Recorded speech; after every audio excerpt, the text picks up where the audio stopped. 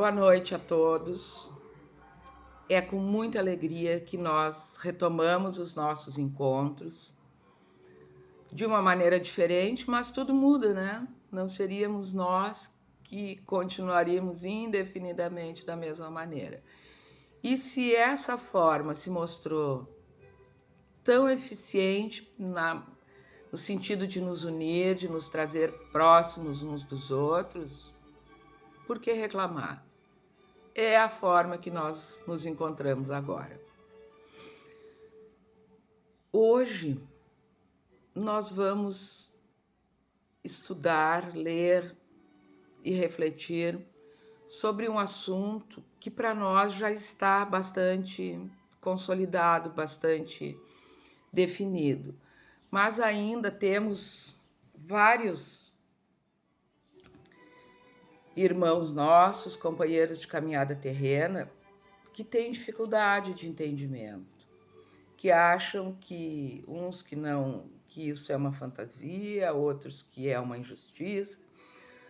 Ainda é, e nós, como estudantes da doutrina espírita, temos o dever de levar esse conhecimento ao maior número de irmãos possível. Não vamos nos estender muito, porque fica cansativo, né? Aqueles vídeos longos. Então, o ideal é que a gente traga o assunto, se converse um pouquinho e que cada um vá aprofundar, debater, estudar da forma como achar mais adequada para si. Então, como se pode observar, o nosso assunto hoje é a questão 132, que está no capítulo 2 do Livro dos Espíritos. Esta questão Kardec formulou aos espíritos superiores, a vários espíritos superiores, para posterior compilação das respostas. Nós já temos essa informação, esse conhecimento. Então a pergunta é: qual o objetivo da encarnação dos espíritos? A resposta obtida por Kardec, e que nós até hoje estudamos, é a seguinte: Deus lhes impõe a encarnação com o fim de trazê-los, de fazê-los chegar à perfeição. Para uns é expiação, para outros missão. Mas para alcançarem essa perfeição, têm que sofrer todas as vicissitudes da existência corporal. Nisso é que está a expiação. Visa ainda outro fim à encarnação, o de pôr o espírito em condições de suportar a parte que lhe toca na obra da criação. Para executá-la é que em cada mundo toma o espírito um instrumento de harmonia com a matéria essencial desse mundo, a fim de aí cumprir daquele ponto de vista as ordens de Deus. É assim que, concorrendo para a obra geral, ele próprio se adianta. A ação dos seres corpóreos é necessária à marcha do universo.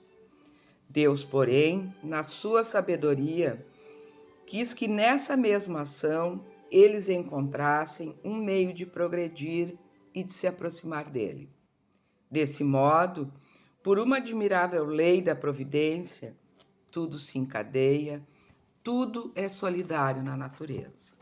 Cada vez que nós temos contato com uma das nossas obras básicas e que nos trazem informações a respeito do universo, a respeito de Deus, nós ficamos mais e mais encantados.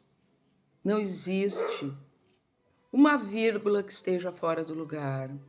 Não existe um ponto que esteja em excesso ou em falta. Ou seja, Deus, em cada nuance, em cada momento, é extremamente perfeito. Então, como o nosso assunto é a encarnação, as sucessivas reencarnações, vamos fazer uma analogia conosco. Nós, como pais, como mães, como tutores de uma criança, de um jovem, como professores, nós passamos informações, nós demos orientações, nós educamos. Mas se esse jovem ou essa criança não corresponderem àquilo que nós estamos oferecendo, nós oportunizamos outra chance. Nós demos um outro momento, uma outra circunstância, uma outra situação, para que aquilo seja compreendido pelo jovem ou pela criança. Então vejam bem, se nós ainda tão falhos, muito melhor do que já fomos, não vamos nos depreciar demais. Se nós ainda tão limitados temos esse entendimento que é importante, que é necessário outras oportunidades de aprendizado, imagina Deus. Deus é absolutamente perfeito em tudo. Deus é o amor no estado mais puro, mais perfeito. Então, como é que ele nos deixaria por conta do beleléu? Ele nos dá novas e novas e novas oportunidades. E como é que nós teríamos essas novas oportunidades? Refazendo as lições que ele nos propõe, que ele nos dá. E essas lições nós só temos uma escola para fazer, que é a escola Planeta Terra. Desde a nossa criação, como todos muito simplesinhos, puros, desconhecedores de tudo, ignorantes, mas destinados à perfeição e à individualidade, Deus nos deu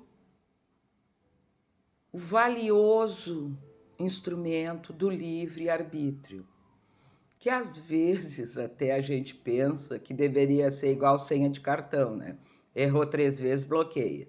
Mas Deus não fez essa previsão. O nosso livre-arbítrio é para sempre.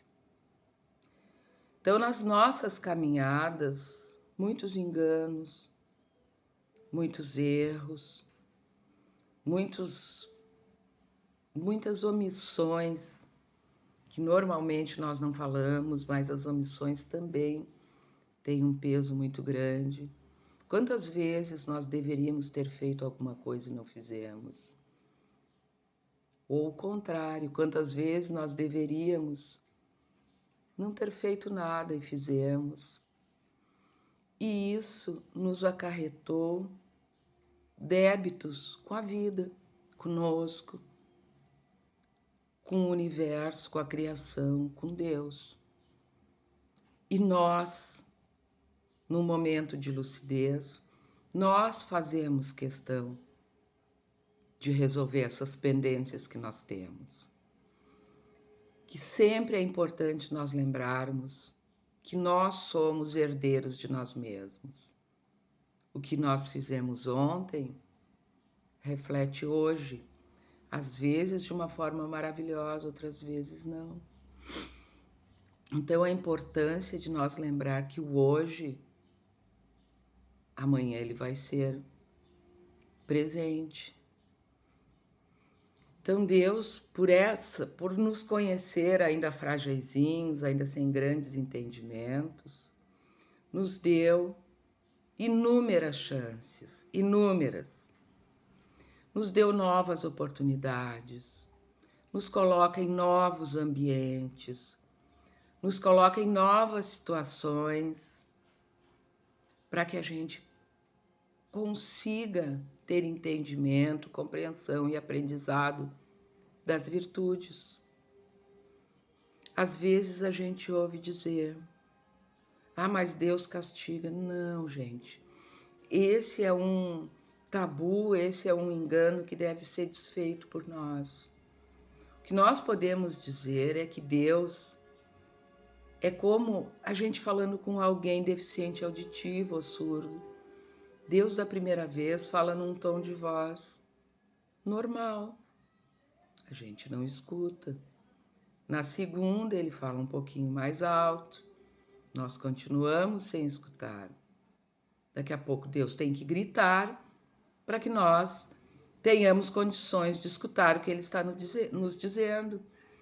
E essas situações, quando Deus grita, é o que nós chamamos de problemas. Só que não são problemas, são desafios a serem superados, são lições a serem aprendidas. Para quê? Para a nossa própria evolução, para o nosso amadurecimento espiritual, para a nossa completude como um espírito da criação, que nós somos e que todos são. Nessas sucessivas encarnações que nós temos, nós já estamos muito, muito melhor do que fomos. Hoje, nós entendemos que nós somos parte da criação, somos parte da natureza. Em outras épocas, as pessoas achavam que os seres humanos eram a suprema criação de Deus, que Ele tinha nos feito diferentes. Hoje nós já temos um domínio bastante grande deste conhecimento, que tudo que Deus criou e que cria, porque Ele não está aposentado, tudo que Ele cria é criado igual e equipado com o livre-arbítrio. Então, nós não fomos criados diferentes. Nós e tudo que nos rodeia somos, sim, irmãos. Irmãos por sermos filhos do mesmo Pai, moradores da mesma casa, cada um no seu quarto, né? Nossa casa terra, e cada um no seu espaço, de acordo com o seu momento evolutivo. Sendo assim, nós já andamos, e andamos um pouco. Andamos, acho que nem um pouco, andamos bastante. E aí, às vezes, as pessoas dizem, tá, e quantas encarnações eu preciso? Não sabemos. Quantas encarnações nós já tivemos?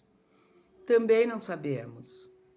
Só sabemos que nós teremos quantas encarnações forem necessárias para a nossa perfeição. Para todas as pessoas é a mesma? Não.